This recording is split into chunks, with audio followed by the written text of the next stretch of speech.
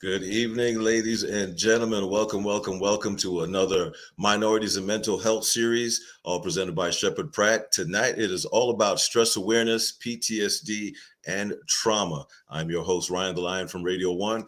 Make sure you hang out with me weekdays inside the Lion's Den, 10 a.m. to 3 p.m. on Magic 95.9. Tonight, though, I'm very happy to be here. Got some great guests that I am so thrilled to learn from. Our special guests tonight include Ariel, Holland, who is the program director, Westminster Community Employment Program with Sheppard Pratt. Hi, Ariel. How are you?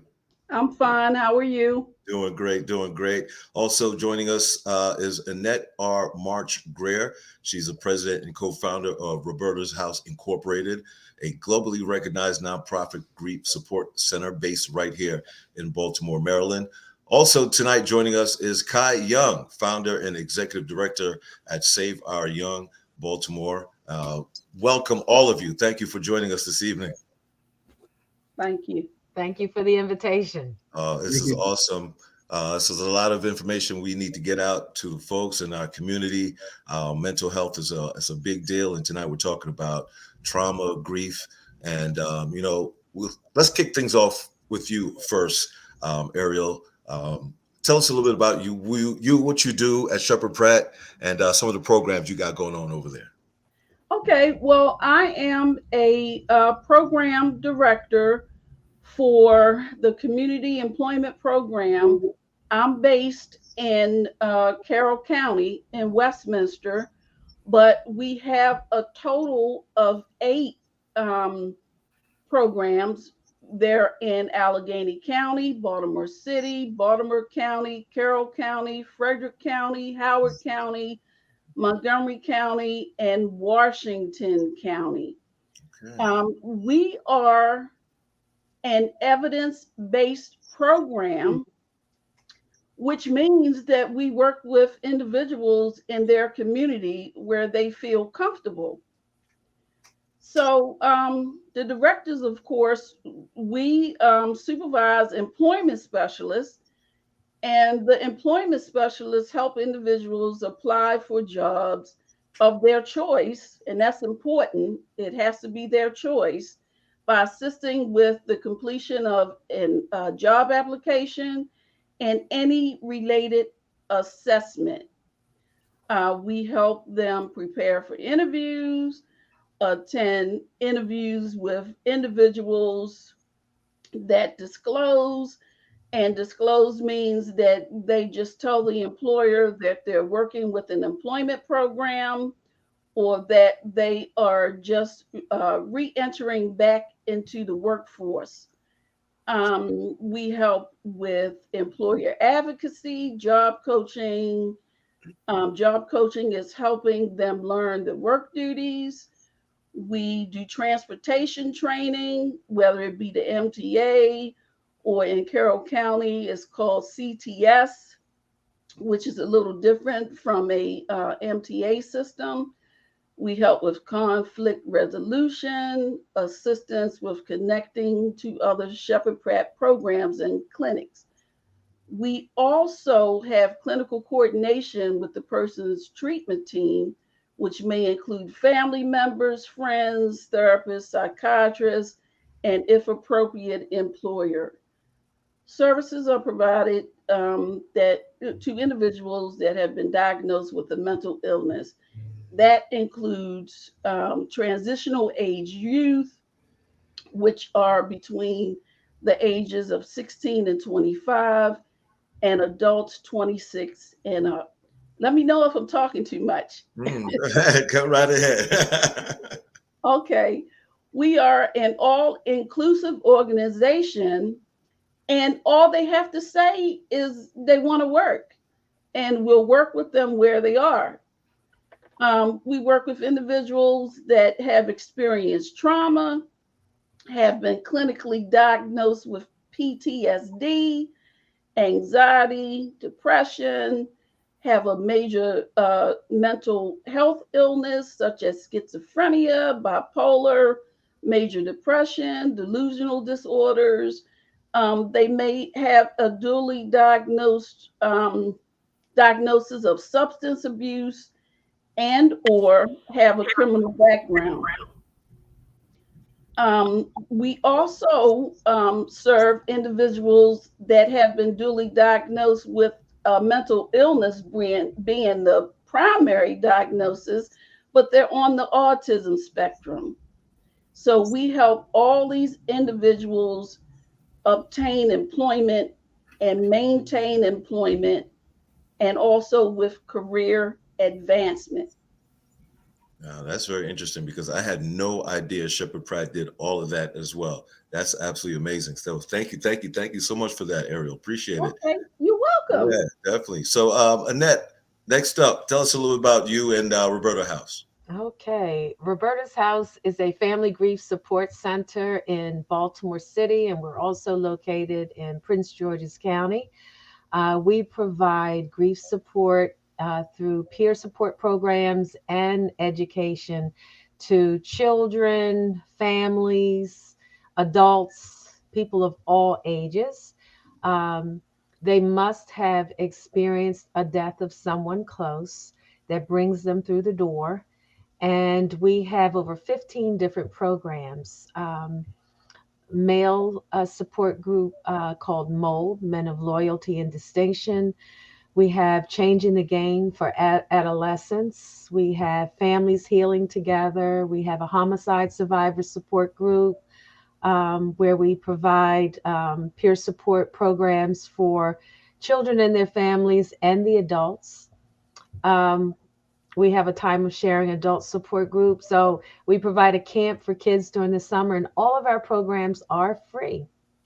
We also have a behavioral health service program for individuals who need more individual care. So our goal is really to make sure that families and children living in urban communities that deal with a lot of grief and trauma as a result of a death of someone significant has the support that they need, and they're able to grow and understand the grief journey and have the support that they need, and lead productive lives as a result of. So we are expanding, continuously growing, and being able to offer more programs. That's absolutely amazing. Thank you so much. And how about you, Kyle? Let's talk about Soy and what you do over there. Okay, well, I'm a Baltimore County police officer where I am assigned as a school resource officer at Woodlawn High School. Um, I also founded SOY, which is Save Our Young. It's a grassroots nonprofit organization um, which was created to repair the relationship with law enforcement and youth and community. Um, we know that's a space that has always been an issue in our community. So I believe I founded this organization to help with that, to help navigate that within Southwest Baltimore and Southwest Baltimore County. We focus on mentorship and youth development and helping our young folks navigate all the problems that they're encountering um, due to the pandemic and things along those lines. That's what's up. And I'm so glad to have you here as well. Three amazing organizations that are doing some wonderful things right here in Baltimore for our community. And, tonight we're talking about grief and trauma and, loss of life and adjusting to what that's like. And grief is something that all of us are going to experience in our lifetime. It's something that we cannot run from. It's something that we are not going to be able to escape. So it's something that we're going to have to learn to really deal with. And for some, that's not so easy. Now, Annette, I know you deal with families dealing with grief. What are some of the challenges that you see that people deal with when it comes to grief that walk through your door? Well, many of the individuals that reach out for help, their lives have been completely shattered. Oftentimes, it is an unexpected death. Most times, it is a violent death or just a sudden death that families have not anticipated. And the type of grief that these individuals encounter is disrupting. They're not able to function, they're not able to sleep. Children are acting out or having some level of anxiety, depression. And what we find most often occurs is that we in our communities and even as a culture have learned to suppress our grief or to suck it up and move on. And even society tells individuals that you need to be strong, you need to man up, move on with life. However, that is not so easily done. People aren't able to go back to work, they can't focus, and a lot of it is a result of the stress of grief and the impact of this sudden change in life. And grief is a unpredictable journey. We don't go through any type of stages, even though oftentimes people still look at the term grief and the 5 stages of grief. That is so outdated. And now, that theory of Kubler-Ross has changed much. And we now know that grief is messy, grief is all over the place. People can't focus, function, and oftentimes it can lead to more violence, separation in relationships, and people going down the wrong path because they don't have the support that they need. They don't have an understanding of what grief work is all about. And so we provide that support. So people, when they come into our program, they are able to get into these peer support groups. And one of the most amazing benefits is they're able to identify with each other. And, many of them are talking about the same problems that they're having and coping. And it lessens the stress in the sense that people don't feel as though they're going crazy, because it can make you feel like you're absolutely losing your mind and going crazy. And we help to calm that, and we give them stress management tools, whether it's mindfulness or meditation exercises, maybe taking a walk.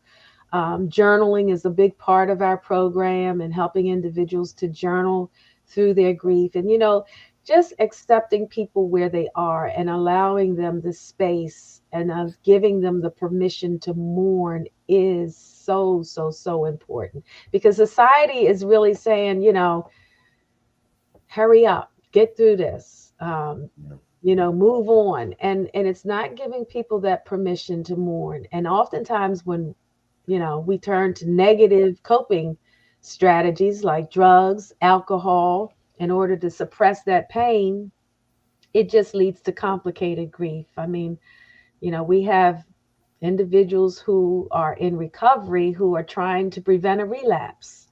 Um, this pain can be very, very traumatic for an individual, especially if it's been a traumatic death or a violent death, or they've found their loved one. Um, and we hear on the news so much of what's going on today. I mean, with not just in Baltimore, but nationally, we see that mental health is a real, real problem. And it can, if not treated, it can lead to other tragedies and violent acts. So true, so true. And you said a great point about one of the things that helps, people that come through the door at Roberta's house, and that's people that can relate.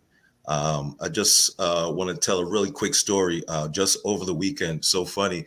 I'm leaving an event, and a listener stopped me. And, she said, "I listen to you all the time." And my mother's birthday was just April 21st, and she passed away Mother's Day weekend, a month later in May, the Saturday before Mother's Day. So ever since 2011, I've been, really celebrating from her birthday to Mother's Day. And I was talking about that on the air.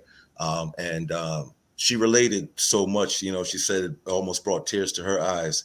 And then she went into losing her mother and how her other 13 siblings were able to be there, and that was a good moment for them to have all of them around. But when they lost their father during the COVID pandemic situation, none of them were able to be there with him. And she said, they're just torn apart. They are full of grief. They're grief stricken. And, hearing me talk about my mother just hashed up so many emotions for them, kind of like a trigger. And kind of like, set her on a little emotional run. But she said she was just so grateful to hear someone talk about the importance of family and loving on family. And I think that's absolutely important to have, people that can relate and share those kind of emotions and feelings. So thank you very much for that. Thanks for sharing that. Yeah. Absolutely. Now, you guys also mentioned something, Kai. You talk about law enforcement, and I know Ariel, you have some connection with law enforcement, right? Yeah. Back in the day, I'm not going to tell you how many years ago it was because I don't want to give my age away. back in the day, Baltimore City Police Department, they had, and I think they still do have a cadet program. Well, 2 weeks out of high school, I was accepted in the cadet program.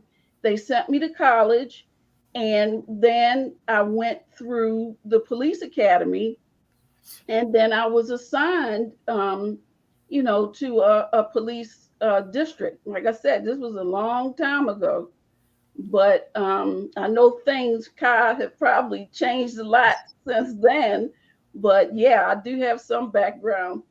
And would you say, Kai? No, that's I actually joined as a police cadet as well, straight out of high school.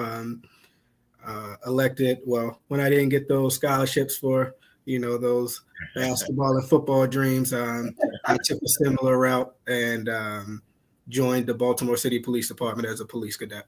And I too paid for my college and things like that as well. So for you guys with the experience in law enforcement, especially these past few years, social justice, a lot of situations with police and just community being at kind of odds. What's been your experience with the two, law enforcement and community coming together and working together? Well, my experience, like I said, I have to emphasize it was back in the day. It was a little different. The relationship between the general public and police officers were a little better, but we still had our problems. We still had, the bad apples, and that was handled in-house. And I was put into a squad with all Caucasian middle-aged men, and that was challenging in itself. But I had to be tough. I had to prove myself, without doing things that weren't above board. But back then, if you had an officer that escalated a situation, we kind of like backed off, and where, I hate to say this, was kind of slow to respond to the next call. And then that bad apple got the message that, hey, I need to change my behavior. And then, eventually they were either disciplined or terminated. So, and then we had a lot of Black and brown veteran officers that took us under their wing and taught us how to survive and how to communicate and interact with the public. So that was my experience. Right. I mean, I know now. Look at God. Well, for me, like I said, I joined as an 18-year-old young man, being a Baltimore native. and just being active in the community, playing sports. Many people say they can't work for the city police department because they grew up in certain areas. But for me, it helped me do my job even better because people could reach out to my family and say, oh, well, he grew up in this area.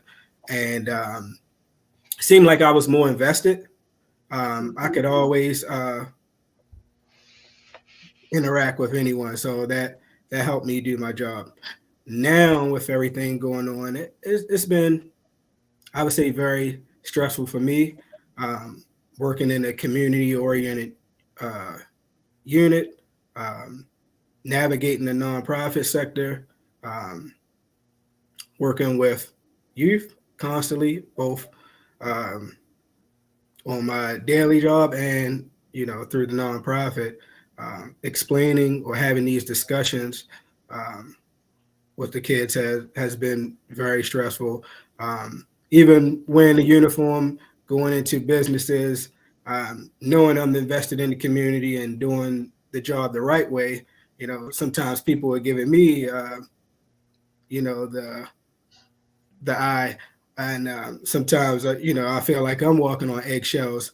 Um, and oftentimes people would make comments not knowing, the level of commitment that I have to doing the job right and improving that relationship. So it's been pretty challenging, explaining, to friends. A lot of people reach out to me for, questions when these major incidents happen in our community. So it's definitely been stressful on me. So Right, right. So challenging time.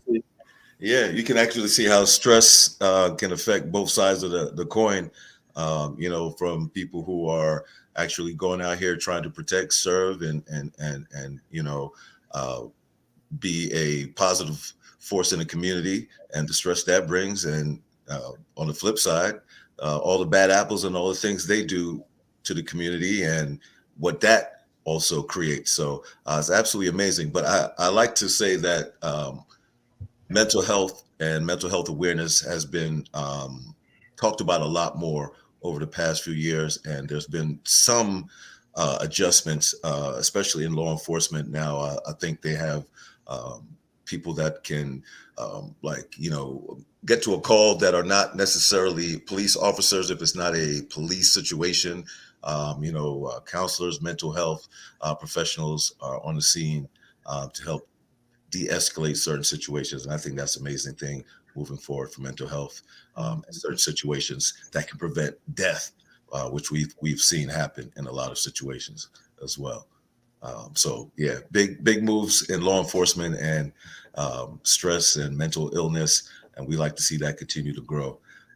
Now, speaking of grief and mental stress, and with police in our community. There have been quite a few police shootings, incidents like that. When you're dealing with the kids, Kai, you talk about these situations. What are some of the things the kids are saying about these things? Well, kids, they're brutally honest. So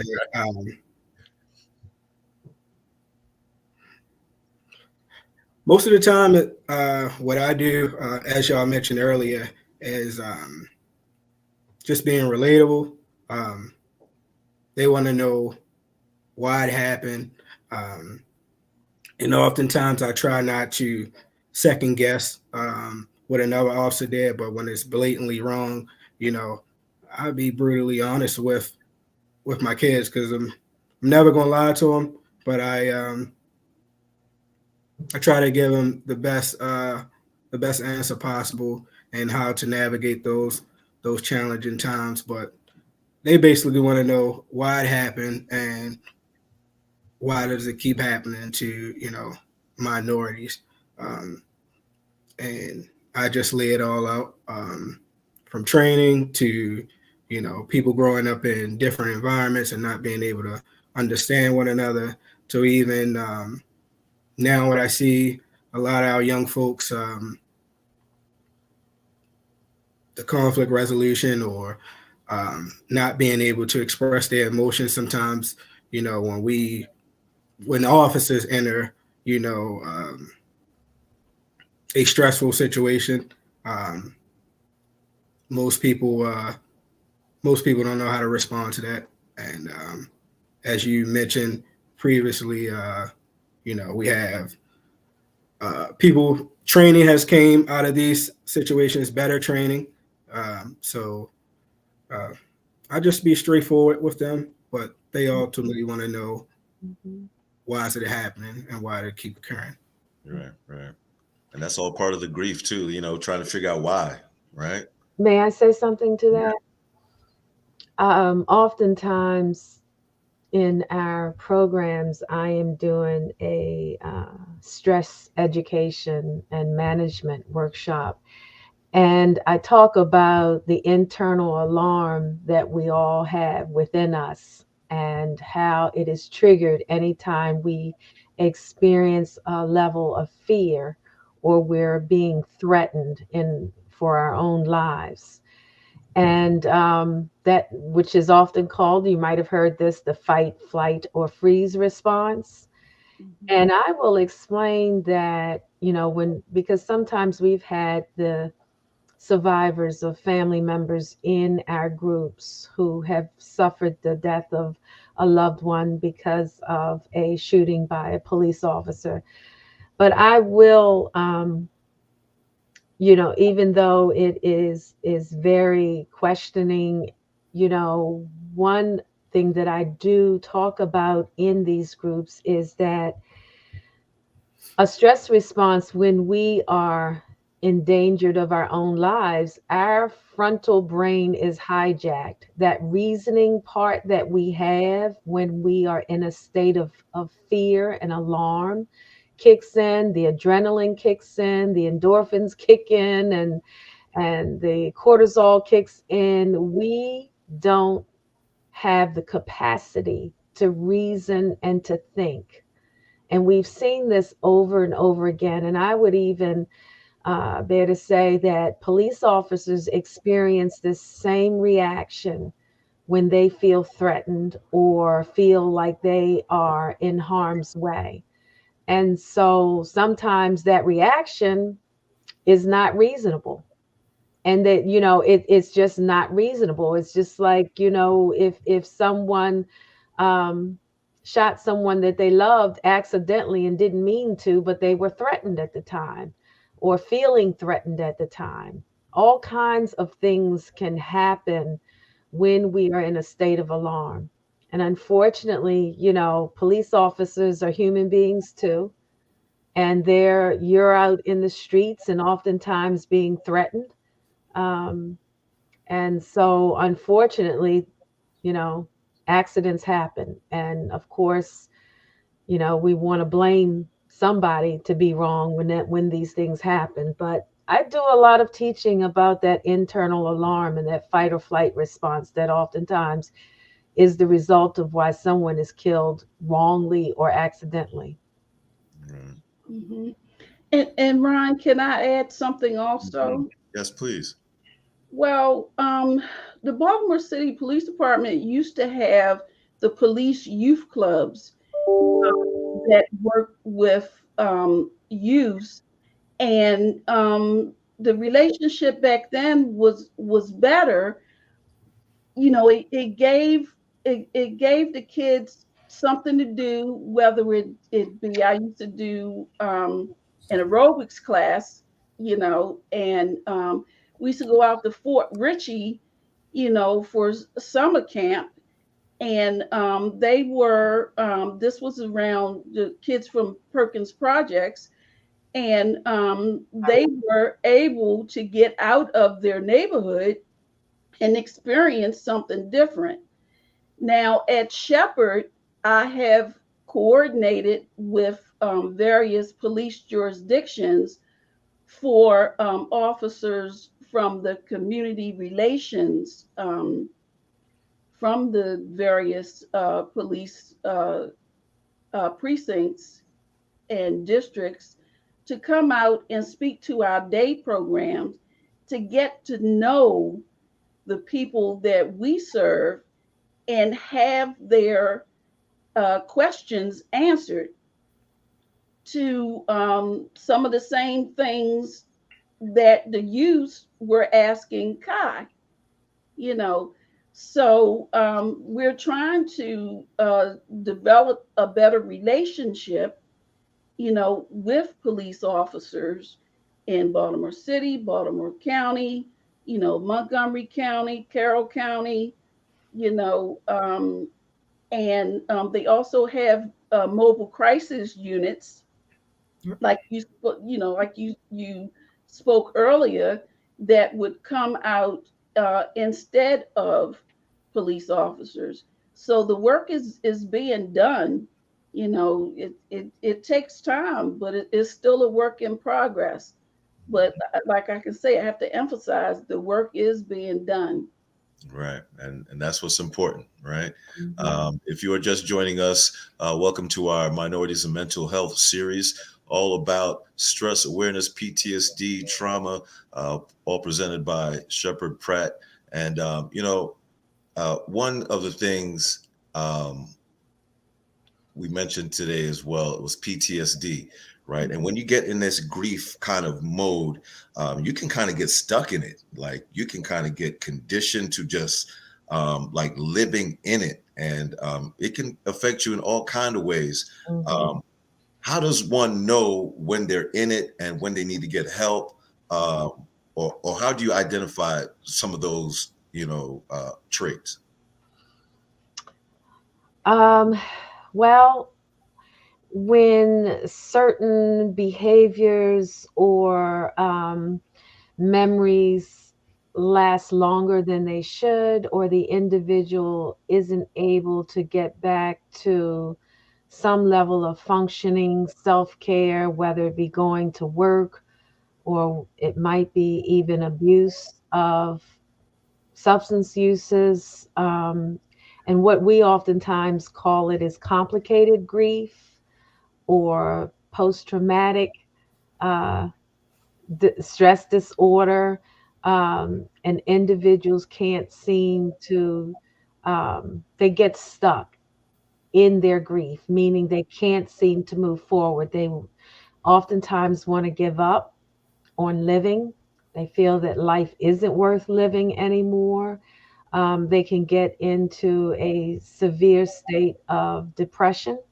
Depression is a part of grief, regardless, but it can become chronic over time.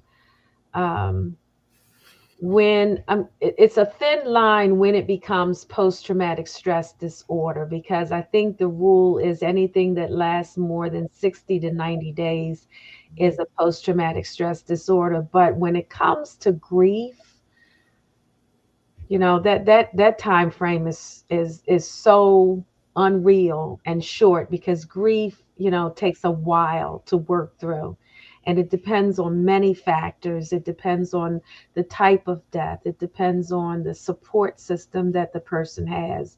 It depends on also previous events.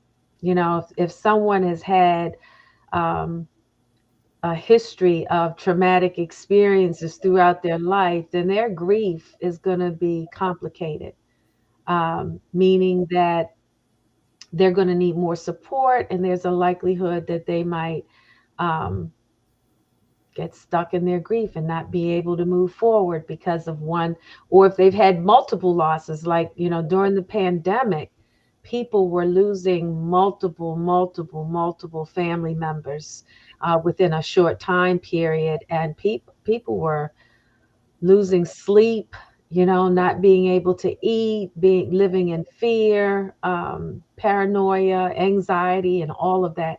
Those were all signs of post-traumatic stress disorder, because it lasted for a long period of time. Um, so it's a part of grief, and to be aware of it is most important. And if you know of someone who's suffering and hasn't been able to move forward, reach out.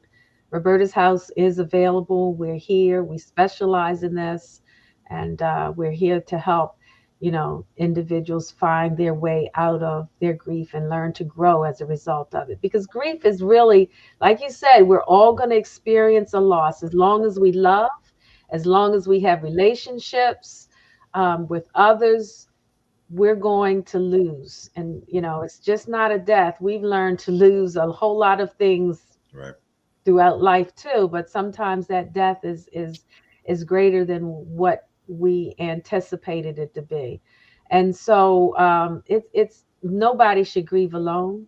Nobody, not no child, especially a child, because we have a tendency to blame ourselves for when things don't go right, and we suffer with a lot of guilt. I should have been there. I should have said this. I shouldn't have allowed them to go here. If they'd gone to a different doctor or whatever, maybe I wasn't there for the person. And that guilt is what can destroy us if we don't work through it, if we don't talk through it, if we don't make sense of it and meaning of it and put things in perspective. And that's what we're able to help individuals do, is to put things in perspective. If anything we're all guilty of is not knowing. Mhm. That's the reality. None of us know what's going to happen in the next hour or the next 2 hours or even in the next year. And so we have to learn to forgive ourselves for not being in control of everything, as much as, that parent that loses a child feels like they're responsible that their child got shot or was killed in some way. Uh, Mhm. Things happen and we don't always have control of it. So, you know, that guilt, that blame, that shame can lead to that post-traumatic stress disorder and can be a long time healing and working through it. That's why I said nobody should go through this alone, because our minds can take us places that can be very dangerous. Ain't that the truth? Our minds by ourselves um, can literally Mhm. destroy us. And so, we need somebody to talk it out with and work it out with to help us put things in perspective. And reality is real. And that's why we have to get used to talking to people and talking to therapists and counselors. And Absolutely. And that's got to be a normal thing. That's not something that we should be ashamed of. We go to the gym to work out our muscles. We can go see a doctor if we're sick. We can go see a therapist to try and get our minds right a little Yes. bit. Nothing wrong with that at all. Now, you mentioned something as well. I thought it was very important too, because we're all individuals and we all experience grief for whatever the emotion or the situation is differently. It affects us all differently. But when it comes to children and adults, how do you approach? Because I know all of you work with people of different, all ages. So when you're approaching, children and adults, is there a different method to how you try to pursue healing? Well, if I could answer that, absolutely. So you have to talk with a child considering their age and their understanding. Um, and the first thing that you do is ask questions about what they know and what they understand about the death or the loss, because kids listen. Mhm. They listen and hear a lot of information, but we assume that they don't know, but they can give you a head full Mhm. sometimes. And we also assume that because sometimes they're very young that they don't understand. And that is a myth also, because kids really see a lot today, between on the television and in the homes and in their communities. They see a lot. And so the first step with a child is really asking them what they know, what they understand, and what questions they might have. Um, and oftentimes they will repeat what they've heard, and it might require some exploring to find out what they think about what they've heard, because sometimes if it's a homicide or a suicide, the child is or the adults want to protect the child from the truth. But they're going to find out the truth from somebody else eventually. And so kids kind of go through some of the same stuff. They also feel like they blame themselves. Like even when there's a divorce situation, they blame themselves that mom or dad left and I was the reason, you know? And that's the first thing that we really need to help kids work through, is that it is not their fault that some of these things have happened. Um, I remember when it was a house fire and the kids got out, and the mother did not know that the kids had gotten out of the house. And she went back in the house to try to get her children out. And of course, she died in the house fire. And so this young man carried a lot of blame that it was his fault that his mother died in the fire. And we really had to work with that kid, and understand that, help him to understand that, it was not his fault. It was something that just happened. But kids, yeah. So adults, when dealing with adults too, it's really about asking questions. It's not about giving answers, to see where they are and helping them to explore their feelings. Oftentimes with kids, you got to give them the vocabulary to put their feelings into words, because they aren't used to attaching words to feelings. They just act out because that's their natural instinct. If they get angry, they're going to go fight somebody or destroy something, if they're angry, Right. or tear something up, or, do whatever their natural instinct, their body tells them just to act it out, not to process what they're feeling and try to control it. Whereas adults, we have a little bit maturity and hopefully sense. Some of us don't. Right, about Yeah.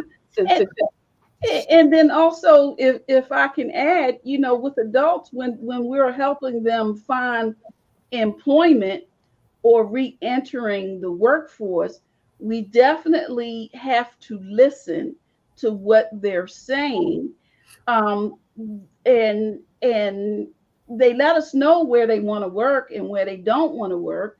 They could get triggered by a odor, somebody wearing perfume, or they could be triggered by cleaning a bathroom, or having a male supervisor, because they have experienced a traumatic event, and they could have a panic attack. Sometimes their hands will shake. And so those are some of the things we have to be careful with when we are assisting individuals look for jobs and maintain them. Mhm. Yeah. I mean, communication is so important in all these things. I mean, we got to talk about it. We really got to talk about it. Um, you know, uh, you guys help so much with your organizations. I mean, all ages, and when I think about grief, and you think about somebody you love, automatically, if you have somebody that is going through that, you want to help, right? I mean, you want to be able to do something for them. If you're seeing them feeling down, I would love if each of you could just kind of take a second and maybe give some advice to how to approach people who are close to you that are going through some grief, and what you're able to do to maybe help that person. For me, as Miss Annette and Ariel stated, I just always try to be a good listener, being supportive, and just coming from a place of understanding, not really doing too much talking, allowing them to vent or grieve. So that's the way I approach it both in my personal life and as well as doing work as ways that and they've been pretty,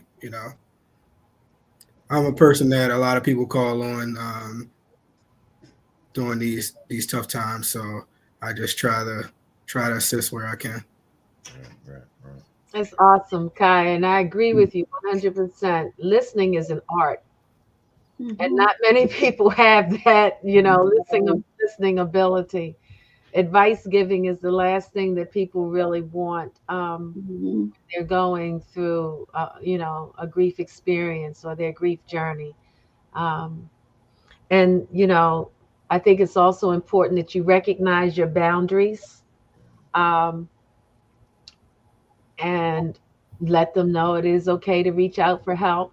You know, um, the greatest gift is just being present,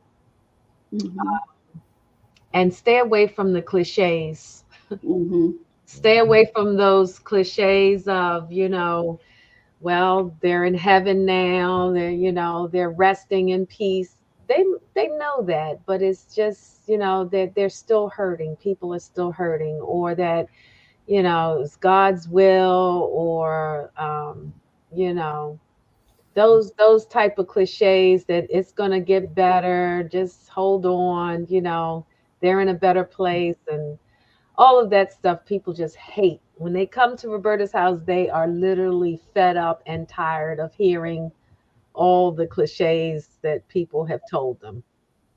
So, yeah, just being that listening ear, and helping also to share the memories, and don't feel bad if the person begins to tell their story and cry.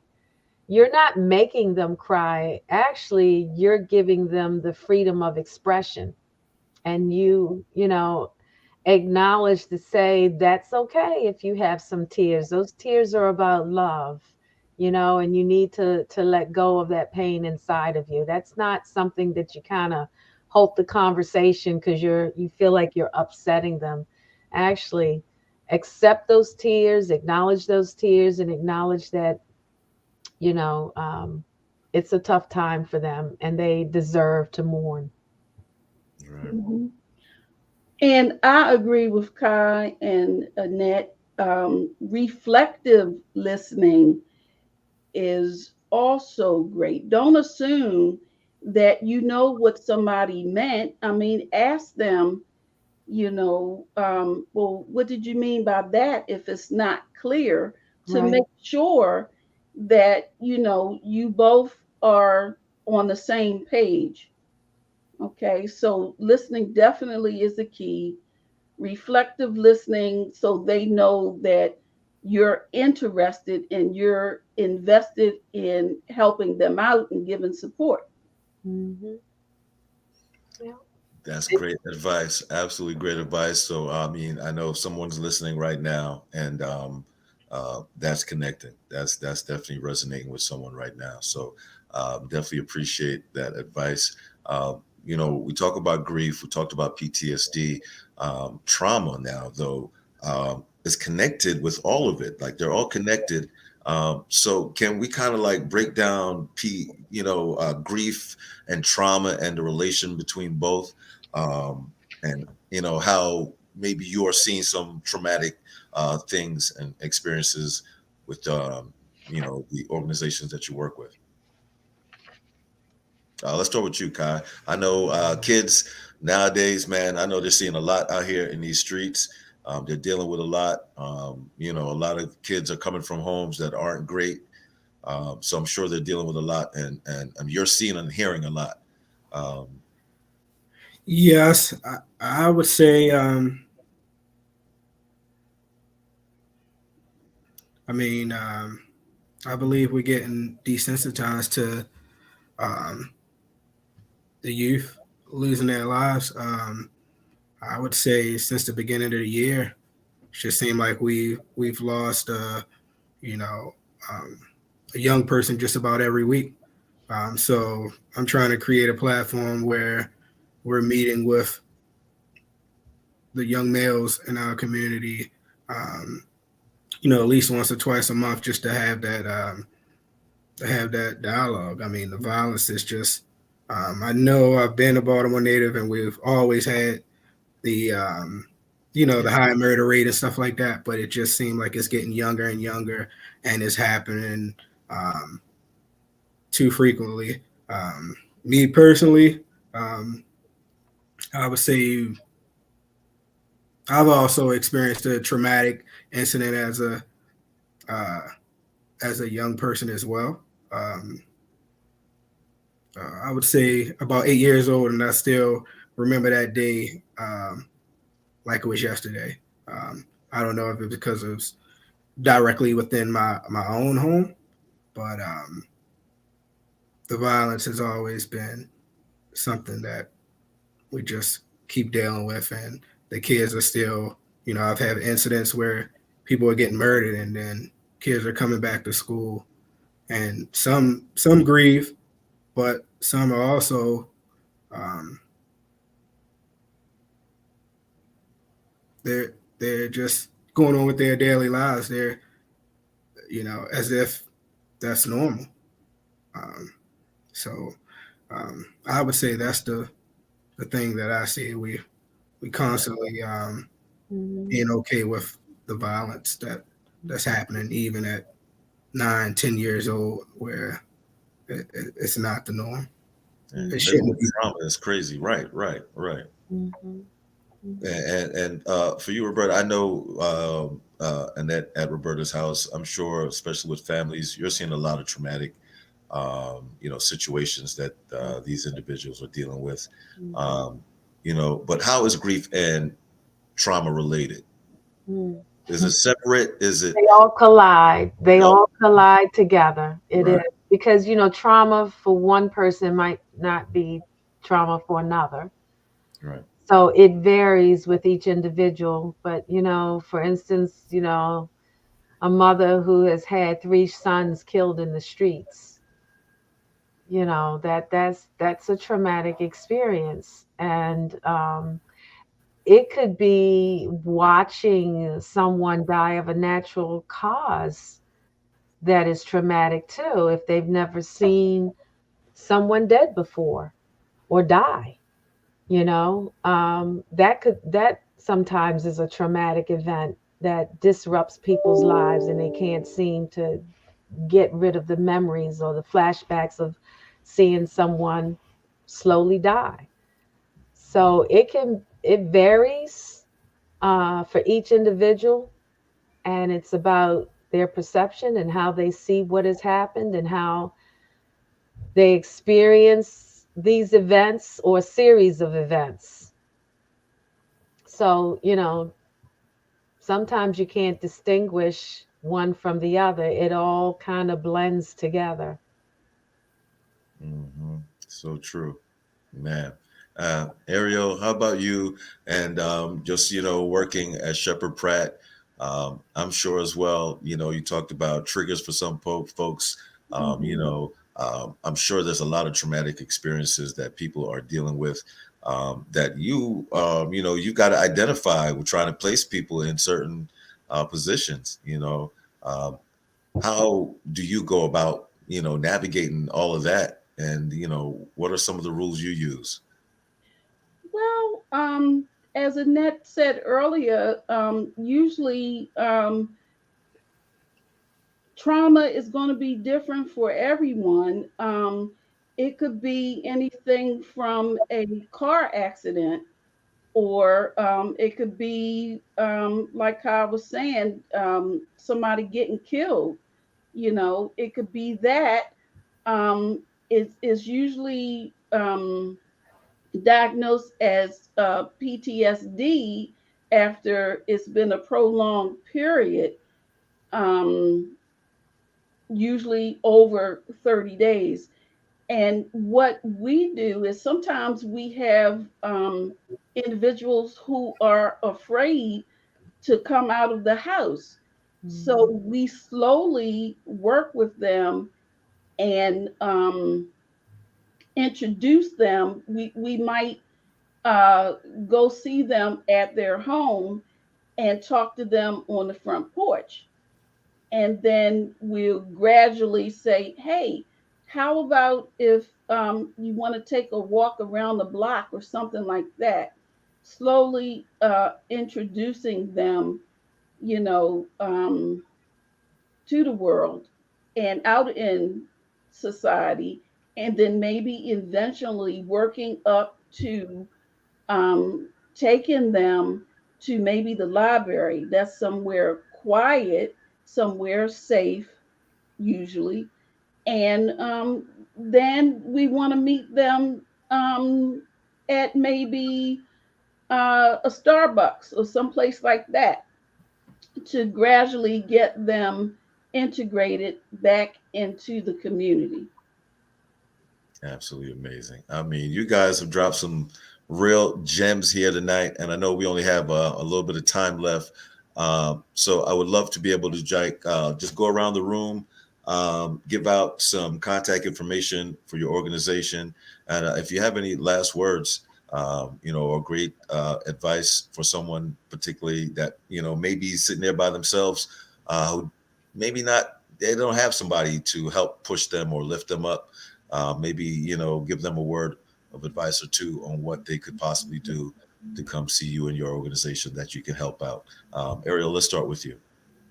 Okay, well, first of all, you may know a person or family member who is experiencing a mental illness. Having a lot of patience is key. Being open-minded and willing to learn what that person is feeling. And everyone has said really listening is good also. Um, Also, some folks are embarrassed and don't want to admit that they need help. So, not showing that you're embarrassed or ashamed, um, because stigma is very real. Mhm. Okay. And it's hard enough for folks to ask for help. But when you have people who just don't want to deal with or don't want to accept the fact that someone they know or love has a mental illness, that can be very hindering to that person. Right. And also understand that that person may not be able to function like they used to, or how you expect them to. Right. Um, and remember, it's a marathon and not a race. And Mhm. recovery is always the goal. So true. So true. Yeah. So please give us some contact information for Sheppard Pratt. Okay. So our contact information, our website is www.shepherdpratt.org. We have a phone number of 410 And if I can add, we have 160 plus programs, 380 plus sites of service all throughout Maryland. We have two hospitals, one in Towson and one in Elk Ridge. We have 12 outpatient mental health centers, 12 special education schools. We have 500 employees, and we've served 70,000 people Amazing. annually. Amazing. That's absolutely amazing. All right, Kai. A little bit of time left here, man. Give out some contact info so people can get in touch with you and your organization.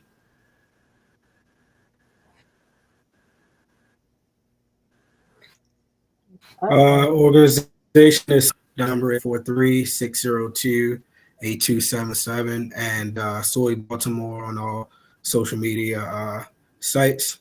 And my words of advice would be that your life has value. Um, Reach out to someone, and uh, there's a ton of resources out there in your mental health. These great organizations, I look forward to connecting with them further. But I can't stress that we value your life and we appreciate you and we need you here. So please reach out to a therapist or any of these nonprofit and other organizations that offer these services. Thank you so much, Kai. Annette? Okay, very briefly, Roberta's House is here for you. robertashouse.org. You can also call 410-235-6633. No one should grieve alone, no child nor adult. And grief is a healing process. It's not a sickness, it's not an illness. It is an emotional and spiritual healing process that is demanding of you. And it requires you to take time out to heal through this.